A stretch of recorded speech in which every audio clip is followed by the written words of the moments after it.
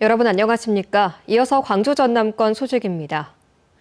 이재명 대통령의 타운홀 미팅과 관련해 강기정 광주시장이 무능한 시장으로 낙인 찍혀 처음에는 억울하고 섭섭한 마음이 컸다며 소회를 밝혔습니다. 강 시장은 7월 정례조회에서 AI 2단계 사업 예타 면제와 AI 컴퓨팅 센터 광주 유치를 대통령 앞에서 약속받고 싶었지만 그러지 못했다며 이같이 말했습니다. 또 최근 호남고속도로 확장 공사 논란과 지하철 공사 지연, 타운홀 미팅 후폭풍 등 여러 악재가 많았지만 공직자들의 마음을 충분히 살피며 현안들을 해결해 나가겠다고 다짐했습니다. 광주시와 운영비 규모를 놓고 갈등을 벌이고 있는 SRF 운영업체 포스코 ENC가 중재 대신 소송을 하자는 광주시의 요구를 거부했습니다. 광주시는 어제 포스코 ENC 측이 공문을 통해 중재를 중단하자는 광주시의 요구를 거부했다고 밝혔습니다. 포스코 ENC 측은 광주시의 운영 비용을 올려달라며 대한상사중재원에 중재 요청을 했고 이 과정에서 요구 금액을 78억 원에서 2,100억 원대로 올렸습니다. 광주시는 요구 금액이 갑자기 커진 만큼 단심제인 중재 대신 소송으로 가자며 포스코 ENC 측에 요구했지만 거부당했습니다. 군공항 이전을 위해 대통령실이 꾸린 태스크포스팀이 무등산 국립공원 정상부 군사시설 이전 문제를 도맡아야 한다는 목소리가 나왔습니다. 국립공원 무등산 지키기 시민연대는 오늘 성명을 내고 무등산 정상부의 방공포대는 임무상 광주 군공항을 보호하는 역할을 해왔다며 군공항 이전과 함께 대통령실 TF팀의 정식 안건으로 포함해야 한다고 주장했습니다.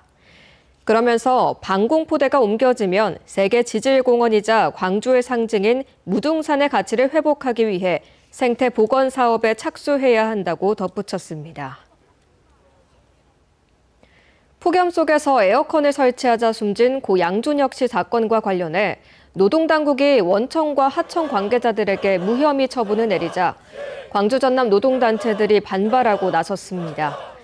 민주노총과 광주 전남 노동안전보건지킴이 등 광주 전남 노동단체는 오늘 광주 고용노동청 앞에서 기자회견을 열고 회사가 충분한 물과 그늘, 휴식을 보장했고 사후 구호 조치 의무를 다했다는 노동청의 판단은 책임 회피에 불과하다며 제대로 된 수사 없이 사실상 면죄부를 준 거라고 비판했습니다. 그러면서 철저한 사고 원인 규명과 함께 정부 차원의 재발 방지 대책 마련을 촉구했습니다. 학교 비정규직 노동조합 광주지부가 노조 와해 공작을 벌였다며 국민의힘의 즉각적인 사과와 리박스쿨에 대한 특검 실시를 촉구했습니다. 이들은 국민의힘 광주시당 앞에서 기자회견을 열고 리박스쿨과 국민의힘 조정훈 의원이 학비 노조를 무력화할 목적으로 직영 무상급식 제도를 없애고 학교 급식실의 필수 공익사업장 지정을 추진했다며 이같이 주장했습니다.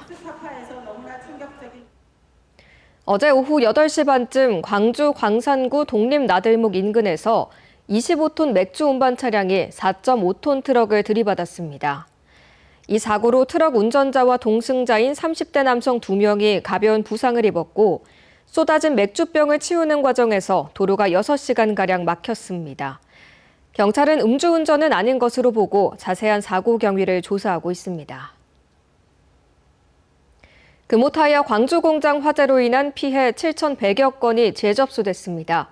금호타이어에 따르면 지난달 10일부터 어제까지 접수받은 피해 현황은 모두 7,100여 건으로 두통이나 메스꺼움 등 건강 이상을 호소한 인적 피해가 4,600여 건으로 가장 많았습니다.